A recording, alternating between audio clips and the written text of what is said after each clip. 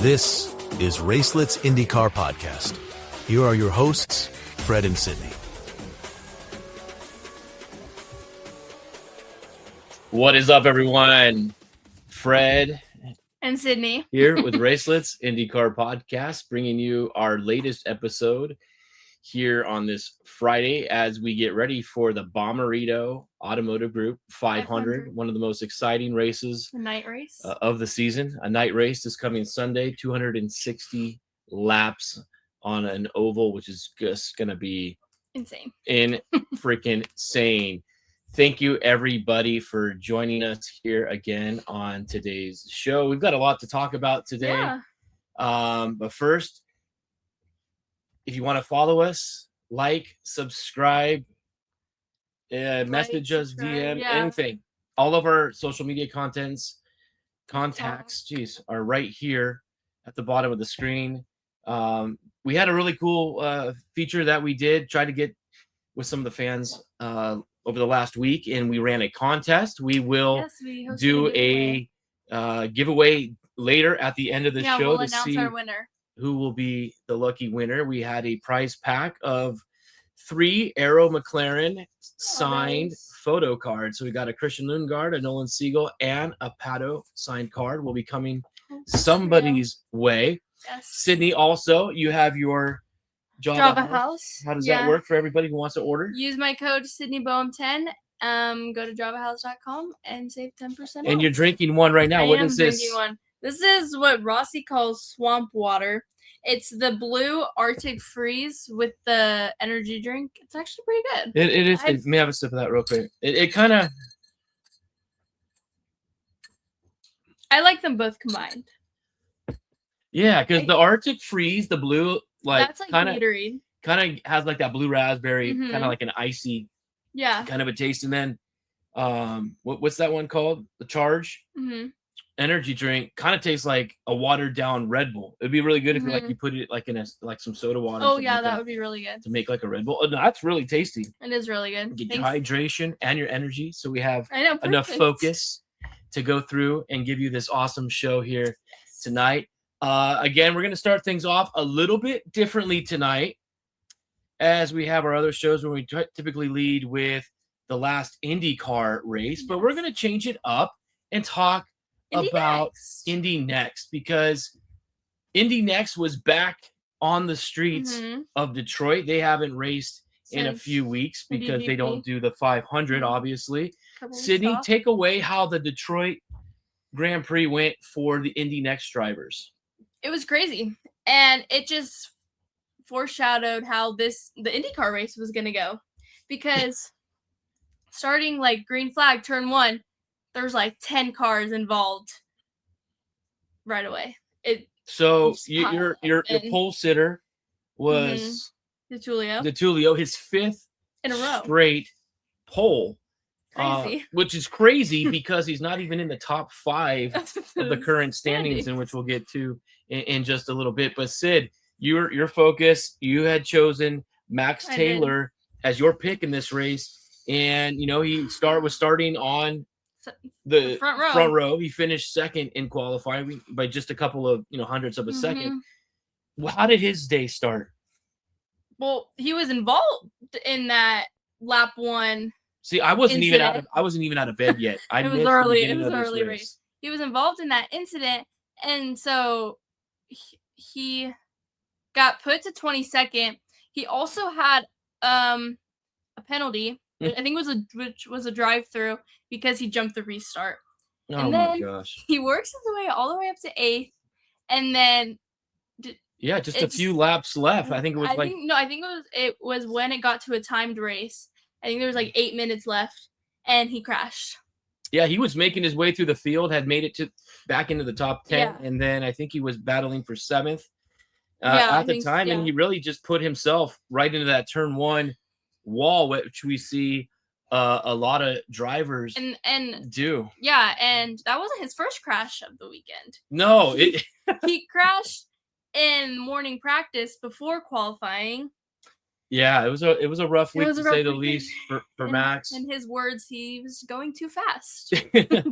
Yeah, he just, had he finished where he did before, crashing and ending his race here, he would have possibly been, towards the top of the standings. Yeah. He's still in contention right now. Yeah. A lot of season remaining for these guys. Yeah, so a lot of races. Big props to Miles Rowe in this race here. He moved up 9 positions. He started 11th and finished 2nd, right? So he was the biggest mover of all the next drivers. Getting his first podium of the season. Very good. Which was great for him.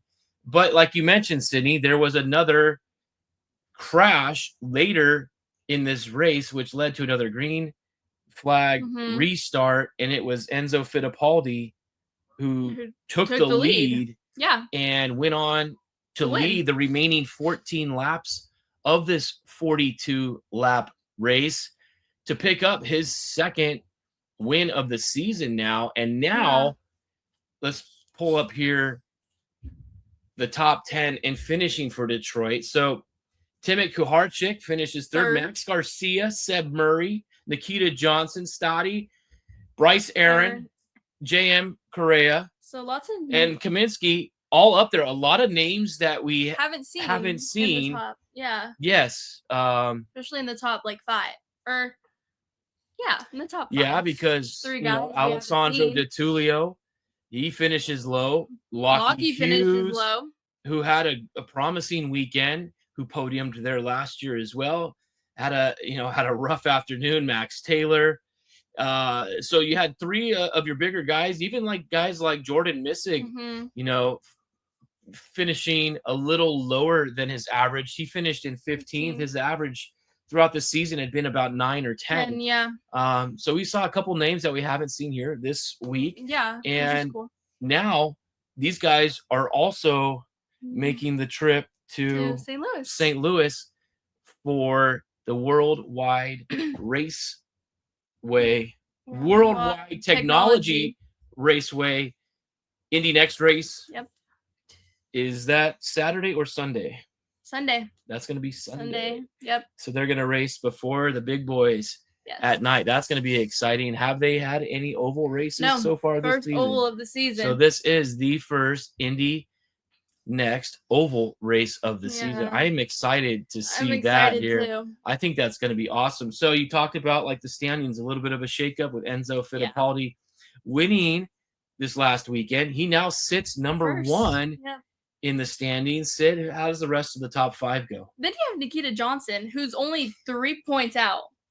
Yeah. First. It seems like he's had a couple of quiet weeks. Yeah. Where he's just, made after the winning the races to start the season, and then finished great. He's sitting, like you said, in second place overall right now. Timothy Kuharczyk, is in third. He's had a really good run at it as of late. Max Taylor drops down a little bit. He's now sitting 4th in the standings, and it's Lockie Hughes who's in 5th. So we've got the Andretti cars up there as well. So good season so far for these guys. Sydney, any surprises? What can we look forward to at the next race this week? I'm going to pull up here last year's. Did they race here last year? Let me check and see. Lockie won. Okay, let me pull it up here. Yep. It was the NXT by Firestone at Worldwide Technology Raceway, and you're absolutely right. Lockie Hughes did win this race. Miles Rowe came in second. Kyle Collette, finished in third. A couple of other big names here. Dennis Hauger was fifth in this race. This could be another huge race, especially when we get to ovals. And a lot of rookies haven't raced here before. Absolutely, I think we're due for a very exciting race, and I think just with the GP, I think that kind of kicked off all the excitement that we've had lately. It seems like every race is outperforming the next. I mean, the Indy 500 was absolutely incredible. We already know and talked about, the incredible finishes that we had for first and second, and between third and fifth, and the 6 and the 6, 7 right there was such a close one as well. That was awesome. And then, we get to Detroit, which we're going to talk about right now as well. And this race, Sydney, give me your take on the Detroit layout, first of all. I know you're not a big fan I of don't think this. we should race here anymore. I don't like this track. It's just cement on cement, and I don't like it. You're in very narrow concrete, borders, and it is tight. We see it all the time. We've seen it every year that they've been here at this new track. And it's not only, tight and compact, but it's bumpy in certain areas as well. Causes a lot of mayhem. Yeah. We see guys getting off into runoffs. We see people, locking up, getting into the walls.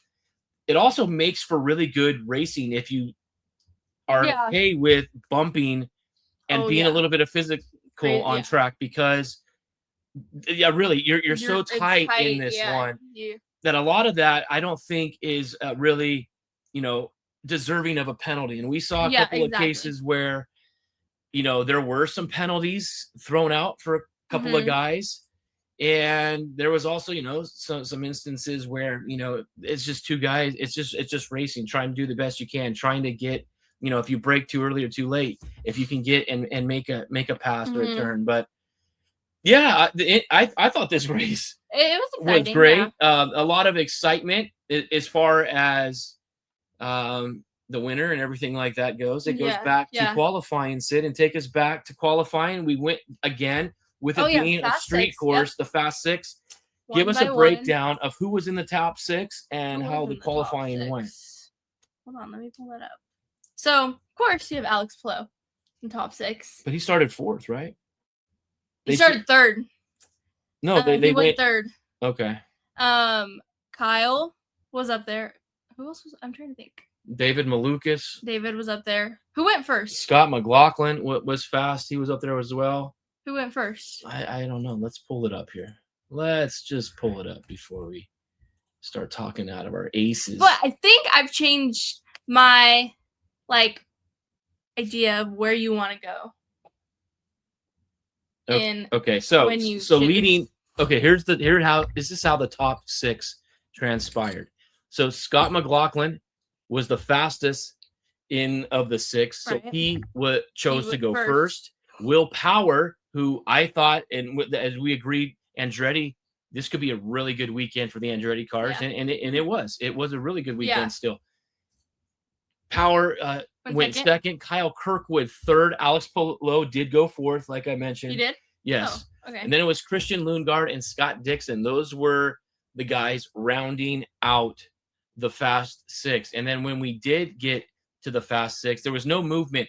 Remember, if you're in the top three positions, you can choose where to go, but everybody just went in line. And after the qualifying had happened, there was a little bit of movement as like you mentioned, the biggest shock to me was Kyle Kirkwood, who was going third in the group, ended up being the slowest of the six, considering starting sixth. The fact that when the first time this happened was in Arlington and he was on pole. Yeah. So it was very surprising. Christian Lundgaard was starting fifth. So those guys were he was inside row three. Outside row two, Scott Dixon and Scott McLaughlin. Will Power just barely misses out from pole. He's edged out by none other than Alex Palou, driving his beautiful Honda. Blue HRC Honda. We'll get to that Honda here in just a second. So Alex Palou, starting from pole, a couple positions ahead of Kyle Kirkwood, who was last year's race winner here. Where's the little graphic here? Let's put this on the screen, Sid. There's your podium. This is your podium. Let's talk about the race a little bit. What happened in this race, City? There was Everything much. Happened. Where do we start? Did we have an accident on the first lap of this race? No, we didn't. We didn't. Surprisingly not. I know. It wasn't until lap 10, I think, is when we had our first caution come out, and that was between that Christian Rasmussen and the turn one wall right there. No contact with anybody else. Just Rasmussen just 10 laps into this race, DNFs. Horrible result for them, especially how bad ECR ended at the 500. And then you got one of your guys who just hasn't found it yet this year. Has averaged, like 23rd to 24th is like his average this season. That's out of 25 cars. Yeah. That's not good. We need to see better out of Christian Rasmussen. We'll talk more about him in a little bit. And then we had another incident, lap 39, that involved Kiffin Simpson and Graham Rahal. Keep in mind, this was at 40, didn't go back to green until lap 43. Graham Rahal affected in this, had to go to the back, toward the back of the field. He was mad. Yeah, he was mad. He had some choice words to say as well. Did you get any quotes from Graham in the press conference afterwards, Sid? I know you took some notes on that. No, he just said he was really mad. Just mad. But, I mean, you can't blame him. He did have a good result. We'll get to that here as we were just talking about. And then contact later on, lap 66, Ferrucci and VK, they hit each other. Another, you get to go another few laps here, and another thing. This one was rough. This was between the 12 of the Verizon of David Malukas, and he was third at the time. David Malukas was third, looking to finish on the podium. Again, this guy has been outstanding. He's been the best Penske car all year. Yeah. And he gets into it with Mick Schumacher. This, I think could have been avoided. Good thing, nothing serious happened out of this. But that, there's nothing David could have done. David's day, was done after that. He ends up finishing in 18th overall. And then, we have less than how many laps were in this race? 100 laps, right? I think. So lap 80, we get another in our final caution. That was due to a mechanical failure of the number 14 of Santino Ferrucci. And then it went green the rest of the way. A couple of things on the tire strategies. The soft compounds seem to be the better tires, and the Alex Palou DHL number 10 Chip Ganassi car, they just managed to get it right again. I think Kyle Kirkwood was on the alternate strategy where they would try to gap that lead a little bit being on the alternate tires, but it really didn't have any effect on the outcome of this race. As you can see here, Alex Palou wins again. He goes from pole to pole here in Detroit. Kyle Kirkwood. Pole to podium. I'm sorry. I'm thinking of Men Without Hats song, if you know what I'm thinking about here. Kyle Kirkwood, second place, Cindy. And good. Who finishes third? Graham Rahal. Talk a little bit about Graham. This is podium. Third podium in the last 5 races.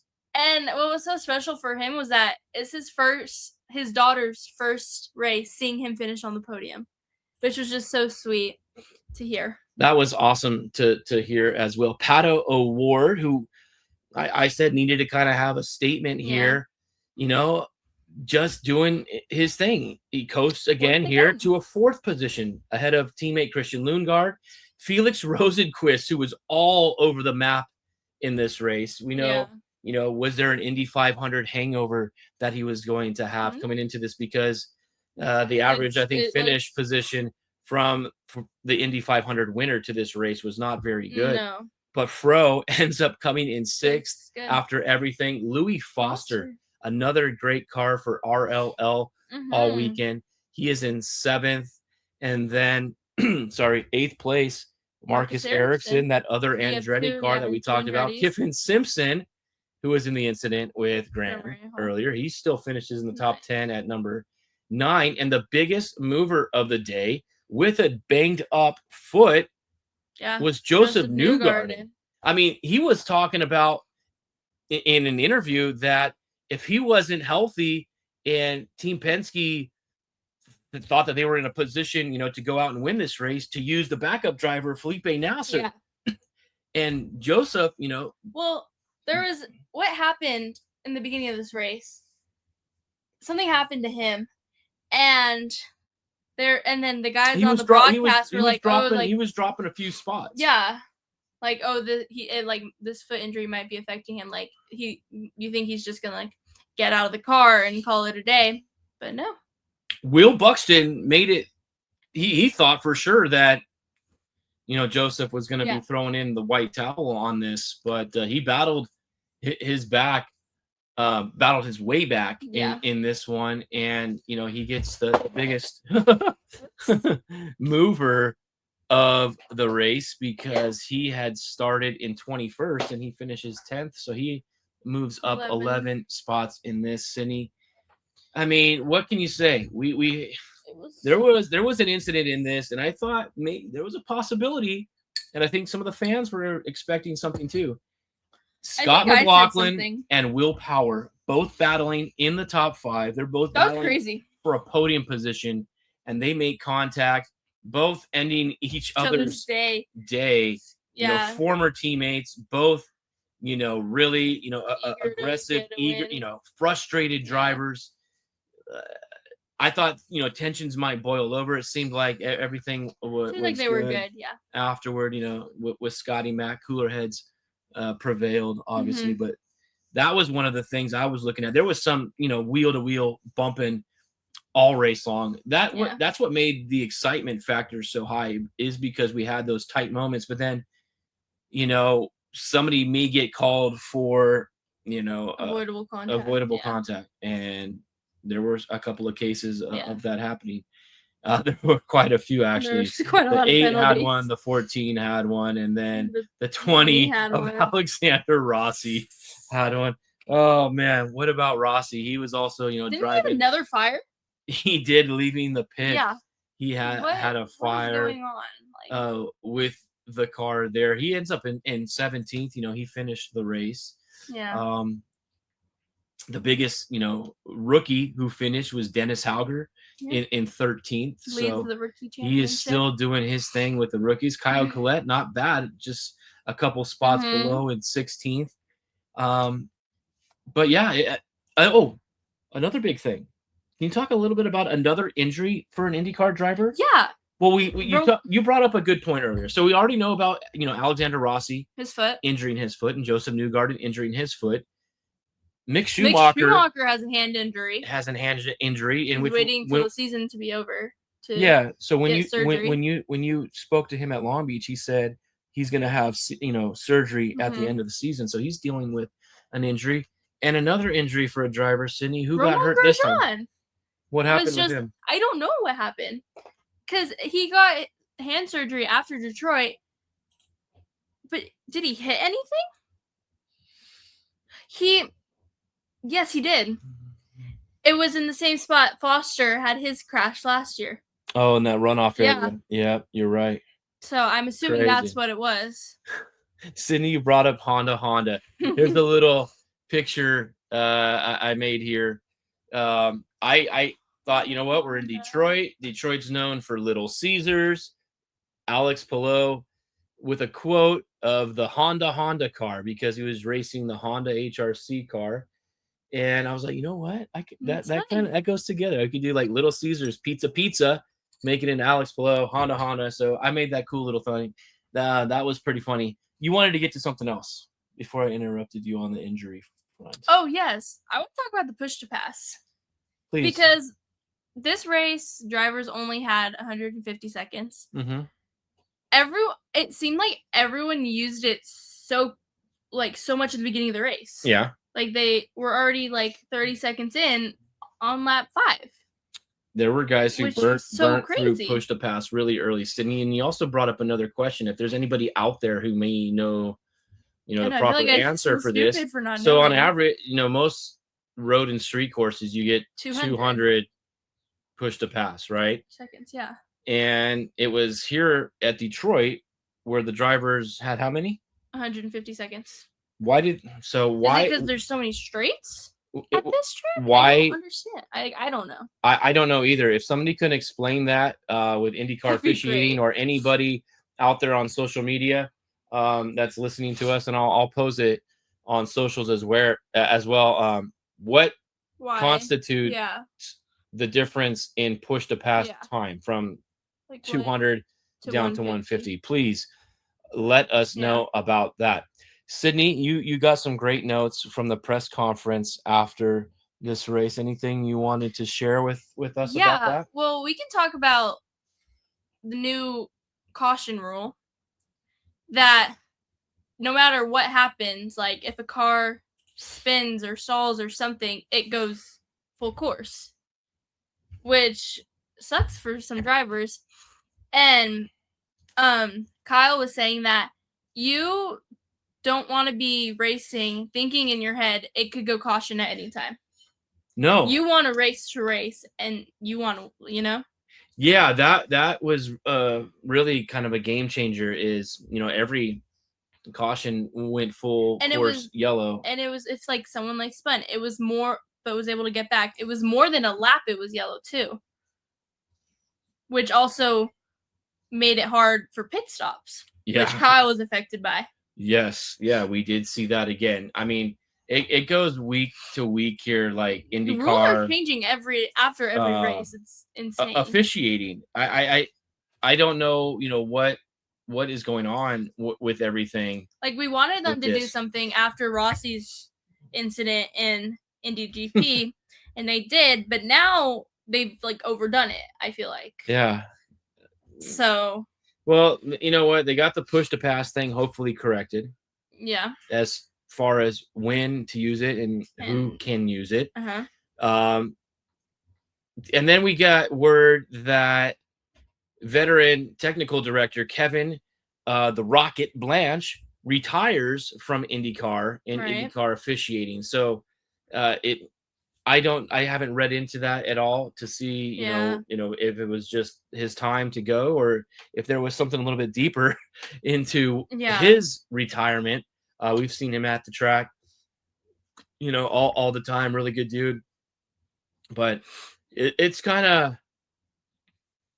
I don't know what's going on here. I mean, like if a car just spins or something happens, just they gotta relook into all the rules and modify everything and just make it with team owners, and then everybody's got to be on the same page because there's a lot of confusion. Yeah, there is. With everything in terms of when yellows are being thrown, how long they're going to be out for, restarts.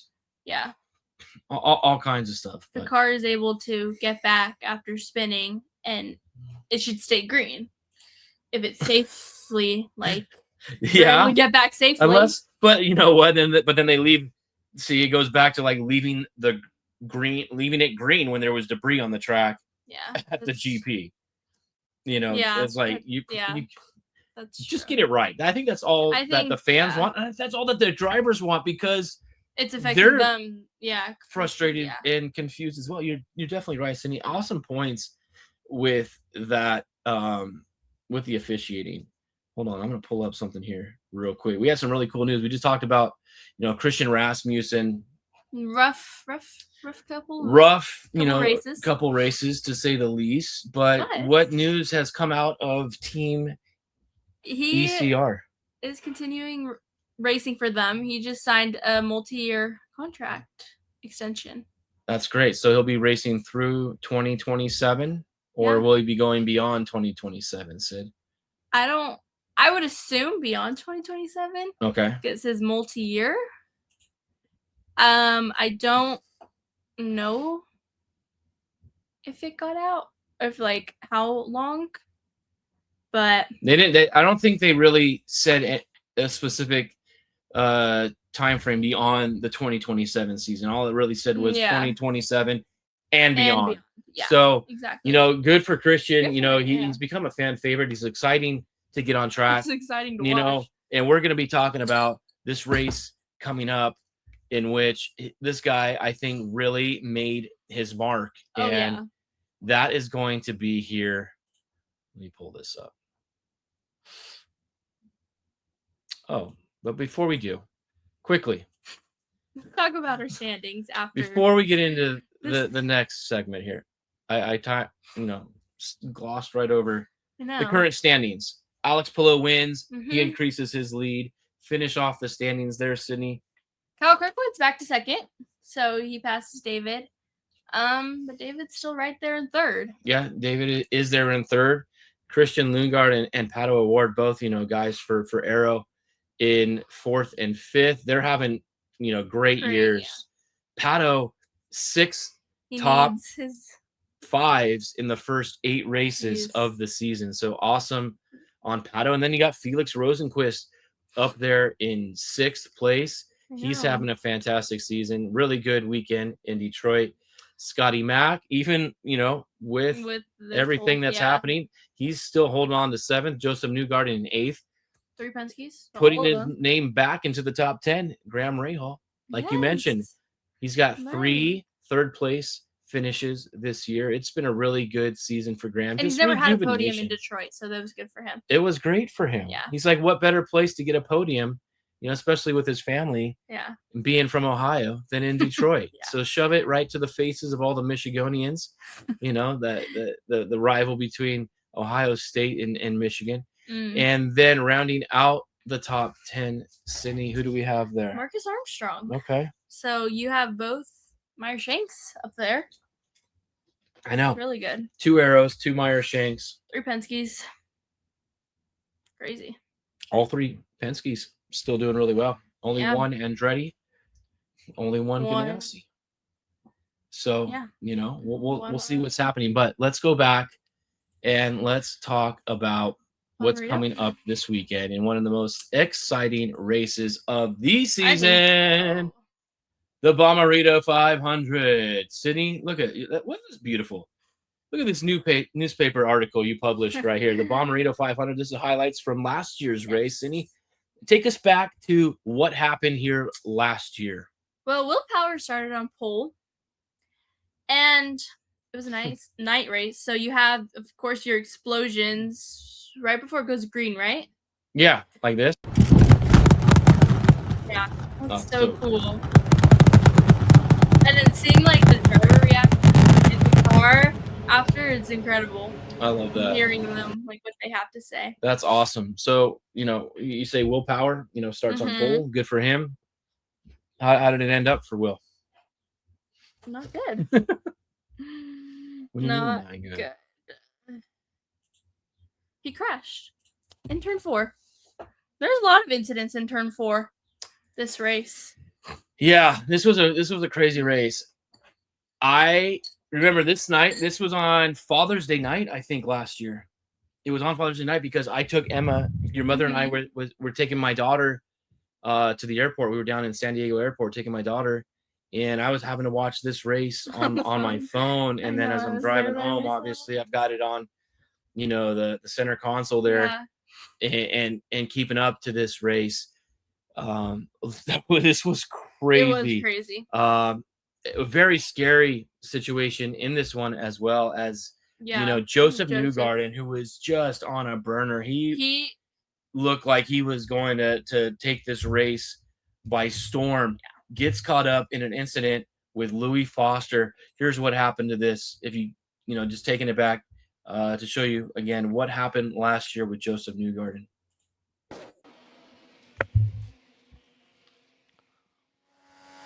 He passes Palou upside down, and he almost T-bones Louis. A very scary crash. Thank God for the aero screen and everything that protects these drivers in this car. Being upside, hitting that barrier. He almost flew over. He almost went over that retaining wall into the pit lanes, and then that could have been even more disastrous. Just avoided piercing and spearing Louis Foster, almost T-boning him there as well. That was a pretty crazy race crash there. One of the worst I've seen in a while, especially, with the ovals. But yeah, ovals crashes are so Kyle Kirkwood, after winning Detroit last year, gets his first win on an oval. Won his first oval race. You're absolutely right, Sydney. In a fantastic race that this was. I mean, there were so many cool things in this race. I mean, Robert Schwartzman, remember that name? Yeah. The Indy 500 pole sitter last year and rookie, who's not racing this year for the team formerly known as Prema. He finishes in 10th in this race. He really, for somebody who had never driven on ovals, he was doing really well, having a great Indy. And then here we talked about Connor Daly was in this race. Yeah. Oh my gosh, he led for 36 laps of this race. He ended up coming in sixth. It was so, I mean, he was so close to getting there. This guy, Sydney, he was part of AJ Foyt last year, the number 4 car of David Malukas. He led for 67 his favorite laps. Number. His favorite number. What happened? That was hard because he was leading and looking to win his first IndyCar race, which he tends to do a lot. I'm sorry, David. And then he hits the wall. Makes contact with the wall in turn 4. It doesn't end his day, but it takes him out of contention to win. Yeah, which was hard to watch. Yeah, Alex Palou, one of his worst weekends. He did poor. This is when everybody was like, "Oh my gosh, now's the time," because Alex finishes, Detroit poorly. Yep. And then he ended up coming here in 8th. Yeah. Here at the Bommarito 500. Pato Award, he was in that dogfight with Kyle Kirkwood. He came in 2nd, but it was Christian Rasmussen, like we were just talking about. Craziest driver all race. Yeah, the Danish daredevil. The Danish diva too. The Danish diva. Yes, call him whatever name you want. This is where he really kind of made his mark. I think, and he became that oval dominant, driver with just balls to the wall, no care. It's just so. I mean, it's just like the was it not Nashville? It was the Milwaukee race last year when he was just blowing by dudes. Like even when he had the lead, he was so close to hitting other cars. He's so close to hitting other cars, and then he has the penalty.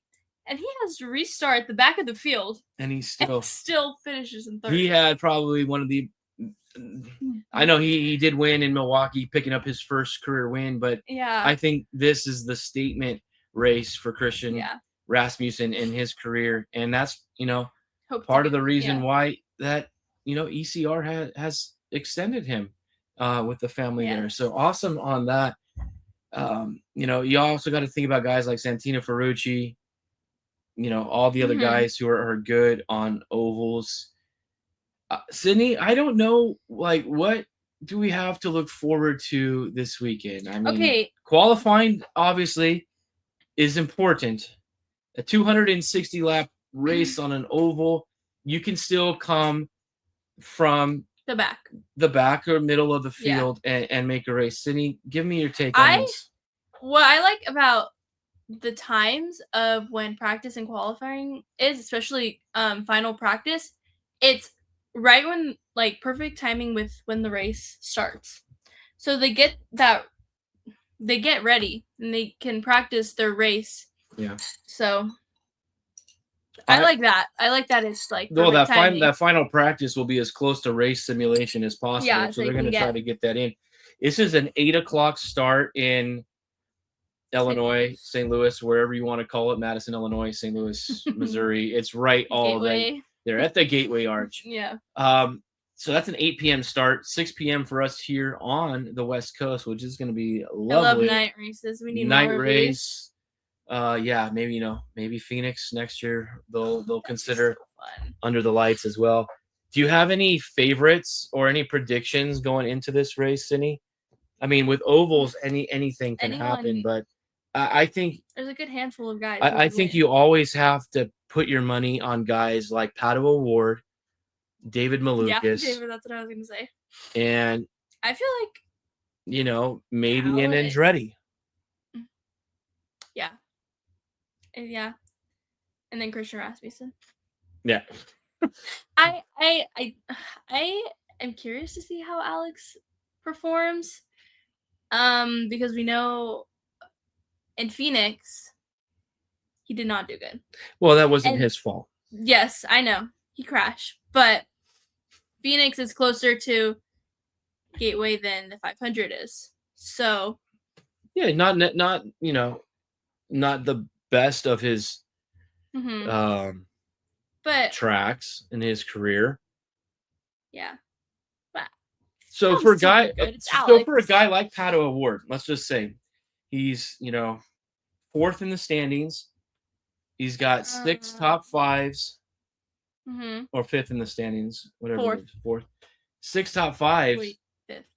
If he continues to get there, he's going to end up podium. He's going to get a win. He's got to get a win. If he could just finish better than the 10 car race by race, that's how he's going to get himself back into championship contention. He's not out of it. And I just see this more calm demeanor with Pato this year. I don't see him being as, uptight and just, stressed out about the win. The 500, that wasn't their best, considering, they had to go to the backup car and everything. He had a great result. Yeah, he 500 did as well. He does awesome again in Detroit. He's just right there. He really hasn't put down his best race yet. We have not seen the best out of Pato O'Ward yet. Because it's been the same. It has with been. This, So I think he's on the right trajectory, and we're going to see Pato. If I'm going to put money on a, I'm not going to say it's a dark horse because he's got to be one of the top 3 or 4 favorites.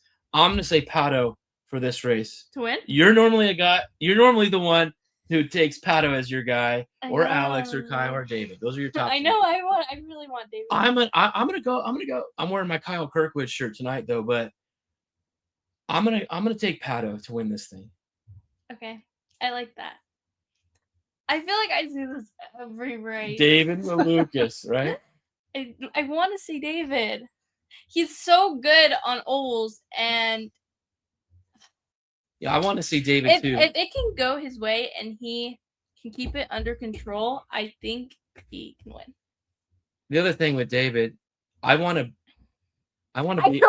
be at the race when you win. I want to be there when he wins.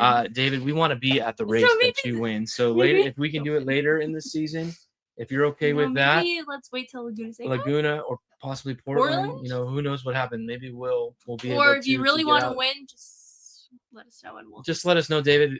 You know how to like winning contact this us. Weekend. Please have us in attendance when you know that's going to happen. We appreciate it. Yeah. But yeah, I think that's a great choice. You can never go wrong with him. If I have to pick I don't know. If I had to throw out somebody that is a name, I mean, Rinus VeeKay, you can always say has chances to win on ovals. So, Rinus can quite possibly have a chance as well. I just think we're going to have an exciting race. Enjoy, wind down, the weekend as we get into the summer. I know here in Southern California, the temperatures are starting to heat up. Beautiful weather. Sit outside if you're home. Watch it with the family. Enjoy this awesome race together because it's going to be, 2 hours of chaos and excitement, and it's going to be poetically narrated by the vocal tones of Will Buxton and the other guys in the booth there. So I'm looking forward to the Bommarito. Always awesome. Yeah. Can't wait for that. Anything else, Sid, that you wanted to bring up racing wise? I know there wasn't a whole heck of a lot this week. I don't know. Just quick turnaround. This is and then this is 6 consecutive weeks of cars on track for these guys. Jeez, yeah, it is. You went straight from Long Beach, then you had Indy practice, then you had race, Indy GP. Then you had the GP. Then you had qualifying. The week of practice for Indy. Practice and qualifying that weekend. Yeah. And then Then the race, and then so they go for a stretch after this. They won't be back. The next race will be on Father's Day, the 21st. At Road America. At Road America, which we always know is going to be a great race as well. So we have a cool little thing here that a couple of people, we put it out on our social media channels. We had a little giveaway that we wanted to get, gain a few followers to join us, and we had some good interactions. A lot of people, out there, and we're gonna do another one for sure. You let us know, like, what do you guys like want? who your favorite drivers are, and if there's something that we can find, we'll definitely look for something and do another raffle here. But this one was for the 3 player cards signed by all 3 Arrow members. So there were 6 individuals who who followed the rules, messaged us on Instagram, notifying us that they followed, liked, and subscribed to the YouTube channel. So without further ado, let's see who our winner is. Sydney, let's get this thing going here. Uh-oh. Did we just blow it? Oh, shit. Oh, my God. Oh, maybe Sophie's not watching. Let's see. And the winner is Itchbinny. No! Sophie. It's Sophie _604 _. Sophie, congratulations. These are yours. These will be coming your way. Congratulations. So you get the Arrow player cards. We will reach out to you and get all your contact info, and we'll send those out this week. But I'm excited, Sydney, for a weekend night race. It's weird though, because it's a Saturday Sunday weekend. There's nothing, not a Friday Saturday. There was nothing weekend. Going on I today, feel like which is nice Saturday though, night because race. I just got was working today, and I didn't have a chance to watch anything, unfortunately. So and everything's later in the afternoon, which is nice. I can sleep in. Super nice, except for next has practice. Yeah, Indy has practice at 9 a.m., but it's okay. It's okay. Your grid ride. Do you do your grid rivals? No. I haven't done my picks after last week's race. My team did not do good in Detroit. Detroit did me kind of dirty. I had guys like Scotty Mack and Will Power on my team. Never mind. I was thinking of Indy 500. You had I thought you had a pretty decent grid ride. I don't think so. Yeah, it was good. All in all, I thought that I'm still within like the top 1,000 overall. I don't even know. Half a season remaining to go. Go to GridRival.com. Go to Grid Rival, download the app, and play the official IndyCar fantasy game. So I have nothing else other than enjoy the Bommarito 500 that's going to be coming up this weekend. Remember, IndyNXT is also racing. Watch these young guys, a lot of them for the first time on an oval track. Sydney, any parting words? No. Goodbye. No. Goodbye. We'll see you all next week. Take care, everyone.